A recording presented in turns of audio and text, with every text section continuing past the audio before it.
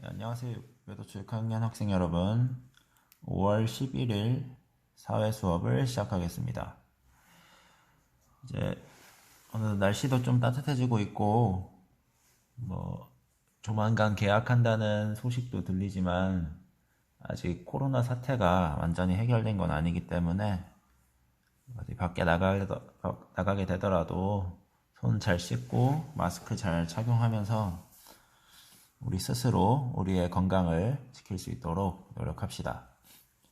자, 오늘은 이제 저번 시간에 생활 속 민주주의의 사례의 중요성을 알아봤는데 그 두 번째 시간으로 민주주의의 다양한 예를 알아보고 이제 민주주의의 기본 정신에 대해서 배워보는 시간을 가지겠습니다.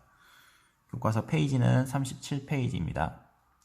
그리고 선생님이 이 영상을 올리면서 이 앞에 지식 채널 2에 몇 가지 영상을 하나씩 올리는데 그것들을 보면 좀 좋은 내용들이 있으니까 이 영상을 보기 전에 그걸 안 봤다라면 꼭 보고 수업에 참여하도록 합시다. 자, 37페이지 교과서 내용을 차근차근 보도록 합시다. 이제 옛날에는 왕이나 신분이 높은 사람들만 국가의 일을 의논하고 결정할 수 있었으나 오늘날에는 모든 사람이 신분이나 재산, 성별 등과 관계없이 사회 공동의 문제를 해결하는 과정에 참여할 수 있게 되었다. 자, 이게 민주주의죠.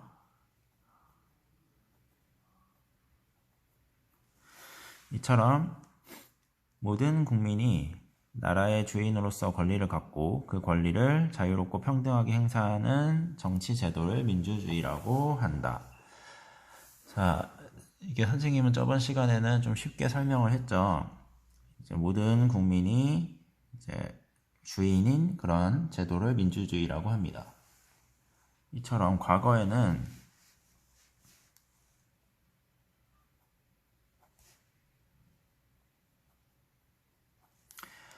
이제 나라의 일을 왕과 그 밑에 있는 이제 신하들이 결정을 했습니다. 자, 반면에 현재는 모든 국민이 정치에 참여합니다.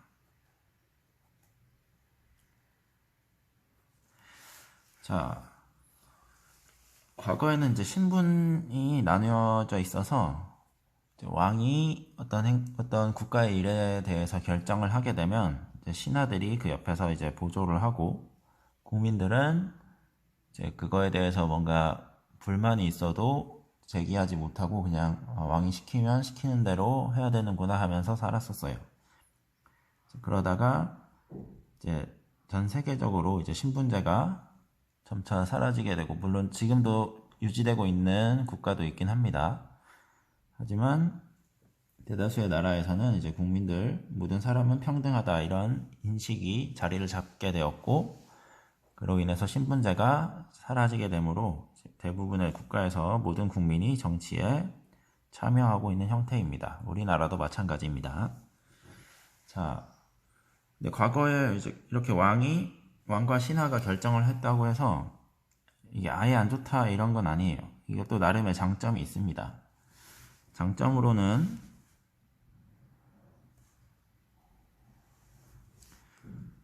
왕이랑 신하가 이제 소수의 인물들이 결정을 하기 때문에 빠르게 결정을 할 수 있었어요. 자, 반면에 이제 단점이 뭐냐면 모든 국민의 이 당시엔 백성이겠죠. 백성의 의견이 반영되지 않은 그런 결정들이 많았죠. 예를 들어 전쟁을 하게 돼도 왕이 어느 나라랑 전쟁을 하자 이런 식으로 하면 그 밑에 있는 국민들은 어쩔 수 없이 따라야 하고 법을 어떻게 바꾸자 이렇게 하면 그게 국민들한테 이제 불합리한 법일지라도 왕의 명령이기 때문에 무조건 따랐어야만 했습니다. 자, 그렇다면 현재 이 정치 제도에는 이제 장점과 단점이 있는데요. 장점은 일단 모든 국민의 의견을 반영할 수 있습니다. 자, 이게 내가 직접적으로 정치에 난 참여하고 있지 않은데 이런 생각을 할 수 있지만, 여러분이 선거를 하거나 아니면 학교에서 우리가 저번 시간에 배웠던 것처럼 가정에서 그리고 지역에서 이런 식으로 정치에 참여할 수 있습니다. 반면에 이 단점이 뭐냐 하면 이게 여기는 모든 사람들이 참여를 하기 때문에 이 결정을 하는 것 자체가 오래 걸립니다.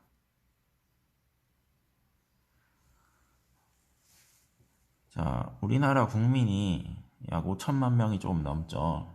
근데 이 5천만 명이 어떤 의견을 한자리에 모여서 이야기를 하는 것 자체는 굉장히 오래 걸리고 어쩌면 불가능에 가깝습니다. 그렇기 때문에 우리는 선생님이 저번 시간에도 얘기는 했지만 이제 나의 의견을 대변하는, 나의 의견을 대신 전하는 그런 대표를 뽑아서 그 대표로 하여금 이제 나의 의견을 반영하게 하는 그런 제도를 하고 있습니다. 그런 걸 일컬어서 조금 어려운 말로 간접 민주주의라고 하고, 그러니까 내가 직접 나서지 않고 남을 통해서 이렇게 실행을 한다 해서 간접이라고 하고, 이를 또 다른 말로 대의민주주의라고도 합니다. 대신 의견을 전하는 그런 민주주의라고 합니다. 이 대표적인 방법이 바로 선거제도입니다. 자, 그래서 이런 과거랑 현재의 이 정치 체제에 대해서 이 차이를 잘 알아두시기 바랍니다. 자, 그래서 37쪽에 사진들을 보면 민주주의의 다양한 예가 나오죠. 먼저 우리가 여러분도 이제 참여를 하지만 이제 반장을 뽑거나 전교 어린이 회장을 뽑아서 학급에 어떤 문제점을 고치거나 학교의 문제점을 개선할 수 있게 하는 그런 학생 자치회가 있습니다. 이게 학교에서 실천되는 민주주의의 예입니다. 이것 말고도 여러분이 규율을 만들거나 학급 회의를 하거나 이런 것 모두가 학생 자치회의 활동이라고 할 수 있습니다. 자, 그 옆에 있는 사진을 보면 주민자치회가 나오죠. 이건 이제 그 지역의 문제를 주민들이 모여서 어떤 이야기를 듣고, 어떤 안건에 대해서 이야기를 듣고 각자의 의견을 제시하면서 이제 최선의 그 방향을 찾는 이런 절차입니다. 자, 그리고 예전 시간에 나왔던 시민공청회죠. 이거는 전문가를 어떤 정책에 대해서 전문가의 의견을 듣고 이제 여기에 대해서 질문하기도 하고 어떤 의견을 제시하기도 하는 그런 자리입니다. 다음 네 번째 사진은 이제 지방의회 사진입니다. 이건 국회랑 비슷한데, 국회는 이제 국가 전반적인 것에 대한 의논을 하는 자리라면 지방의회는 그 지방자치단체의 소속이고 그 지방에 있는 일에 대해서 이제 뽑힌 의원들이 나와서 이제 각자 선출된 지역의 의견을 이제 대변하고 거기에 대해서 이제 회의하는 그런 자리입니다. 자, 다음 장 38페이지로 넘어가겠습니다. 38페이지를 보면 이제 민주주의를 이루려면 모든 사람이 태어나는 순간부터 인간으로서 존엄과 가치를 존중받아야 한다. 국가나 다른 사람들에게 구속받지 않고 자신의 의사를 스스로 결정할 수 있는 자유를 인정받아야 하며 다른 사람의 자유를 침해해서도 안 된다. 또 신분, 재산, 성별, 인종 등에 따라 부당하게 차별을 받지 않고 평등하게 대우받아야 한다. 자, 여기에 이제 민주주의의 기본 정신 세 가지가 나옵니다. 먼저 인간으로서 존엄, 그리고 자유, 그 다음에 평등입니다. 자, 이것에 대해서 간단하게 설명을 하자면, 먼저 인간의 존엄. 자, 존엄하다는 말은 이제 소중하다 이런 뜻이에요. 그러니까 인간은 누구나 소중하다, 이런 정신을 기본적으로 깔고 있습니다. 두 번째로는 이제 자유죠. 자유는 뭐 여러분이 생각하는 그 자체입니다. 근데 이게 내가 자유라고 해서 내가 이 민주주의의 기본 정신이 자유라고 해서 마음대로 어떤 것이나 해서 된다는 그런 뜻은 아니에요. 그러니까 내가 책임질 수 있는 자유를 누릴 겁니다. 예를 들어 좀 극단적인 예이지만 뭐 내가 여러분 아직 운전 같은 건 하지 않겠지만 내가 운전을 한다. 그런데 내가 뭐 빨리 달리는 걸 굉장히 좋아해.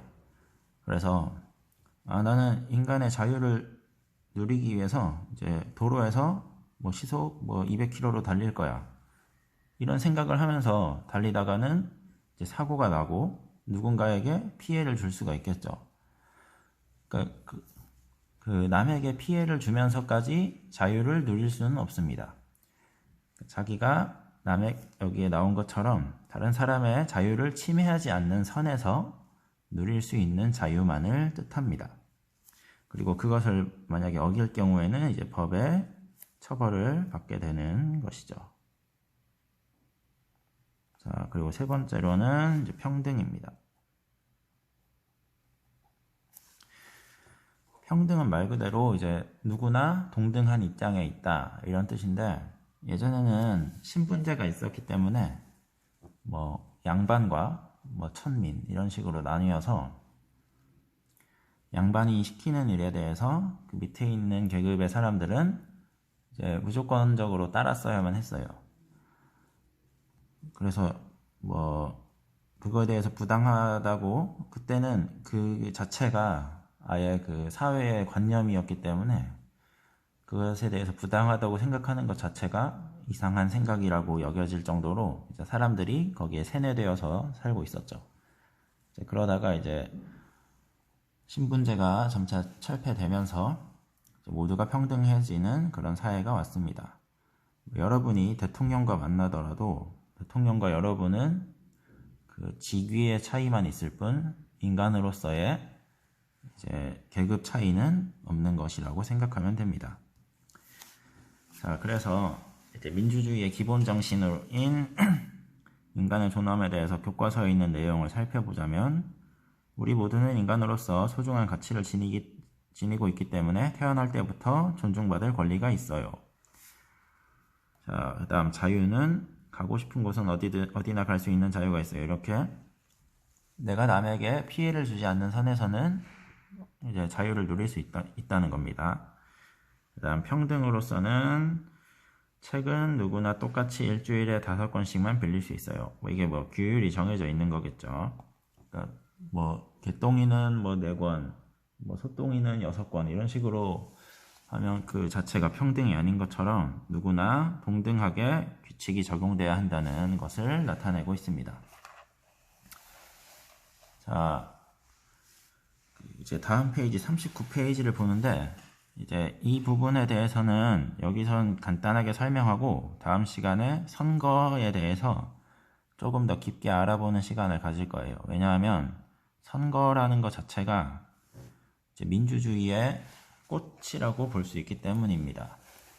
그러니까 여러분이 아직은 선거권이 없지만 이제 성인이 되었을 때 이제 정치에 참여할 수 있는 가장 쉽고 가장 강력한 수단이 바로 선거이기 때문에 여러분이 반드시 잘 알고 넘어가야 하기 때문입니다.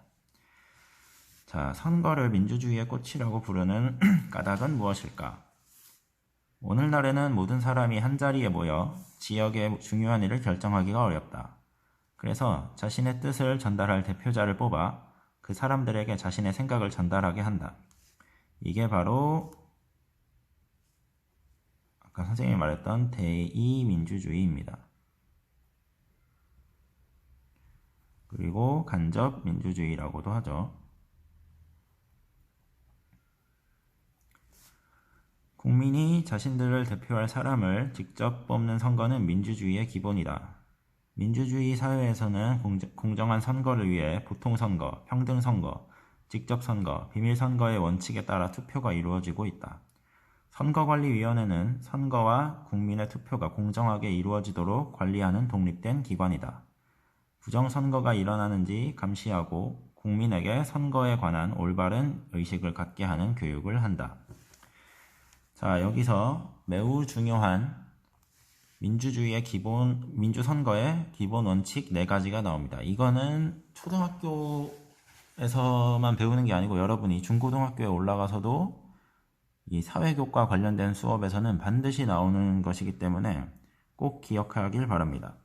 여러분이 나중에 어떤 시험을 보더라도 이거는 기본적으로 알고 있어야 할 내용입니다. 자, 첫 번째, 보통선거. 자, 여기 잘못 나와 있는데 선거일 기준으로 만 19세 이상의 국민이면 누구나 투표할 수 있어요 라고 나오는데 이게 선생님이 저번에 한 두어 차례 말했죠. 이게 18세 이상입니다. 19세가 아니고 18세 이상. 이게 2019년 12월 27일 법이 개정됐습니다. 그래서 2020년 4월 15일 국회의원 선거에서 처음으로 이제 이 18세 이상 제도가 도입되었다는 것 알아두시기 바랍니다.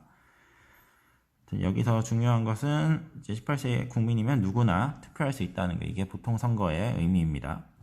자, 다음은 평등선거입니다. 자, 평등선거는 말 그대로 아까 누구나 똑같은 입장이라고 했죠. 뭐 대통령이라고 해서 10표고 뭐 이제 만 18세 갓 넘은 그런 성인이라고 해서 1표고 이런 게 아니고 나이, 뭐 성별 이런 거에 상관없이 누구나 한 사람이 1표씩만 행사할 수 있다는 것을 평등선거라고 합니다. 자, 다음 세 번째, 직접선거입니다. 직접선거는 이제 투표는 내가 직접 해야 해요처럼 본인이 직접 가서 선거를 해야 해요. 나중에 선거를 할 때 뭘 준비해 가야 하냐면 신분증을 가져가야 합니다. 여러분이 이제 성인이 되면 신분증을 발급받게 되는데 동사무소에서 신분증이나 혹은 뭐 운전면허증 이 두 개가 이제 신분증은 이제 주민등록증을 말해요.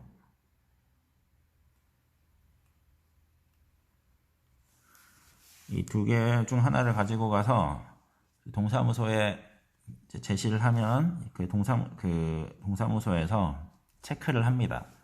뭐 어느 주소 회사는 누구누구 씨가 와서 이제 투표를 했다 체크를 해서 표를 한 장을 줍니다.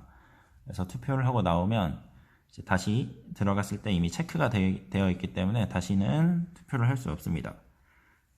그리고 이 신분증을 제시하는 이유가 본인이 이제 선거를 하고 있는지 확인하기 위해서입니다. 그래서 내가 뭐 우리 집 할머니가 뭐 거동이 불편하셔서 대신하고 할머니는 뭐 기호 3번을 뽑고 싶어 하는데 내가 할머니의 의견을 대신 전달하겠다 해서 할머니 신분증을 갖고 갔다가는 이제 돌아가라고 얘기를 들을 겁니다. 그러니까 본인이 반드시 직접 선거를 해야 합니다. 이것도 잘 알아두시고 마지막은 이제 비밀 선거죠. 뭐 반장 선거를 할 때도 뭐 투표용지를 접어서 제출을 하거나 아니면 회장 선거처럼 이렇게 기표소가 설치되어 있죠. 우리 학교도 그 기표소 안에 들어가서 내가 누구를 뽑는지 남들이 보지 못하게 한 상태에서 선거를 합니다. 그래서 누구에게 투표했는지 다른 사람이 알 수 없게 하는 것을 이제 비밀 선거라고 합니다. 그래서 이번 시간에는 이제 다른 건 기억을 하지 못하더라도 이 4가지 단어 꼭 기억하고 이 의미가 어떤 건지도 단어의 내용에 이제 대응을 해서 꼭 기억하시기 바랍니다. 자, 그래서 오늘은 일단 여기까지 하는데 다음 시간에 그 다음 장을 넘어가기 전에 앞서서 이 선거에 대해서 조금 더 깊게 알아보는 시간을 가지겠습니다. 그래서 오늘은 이제 사회 수업을 여기서 마치겠습니다.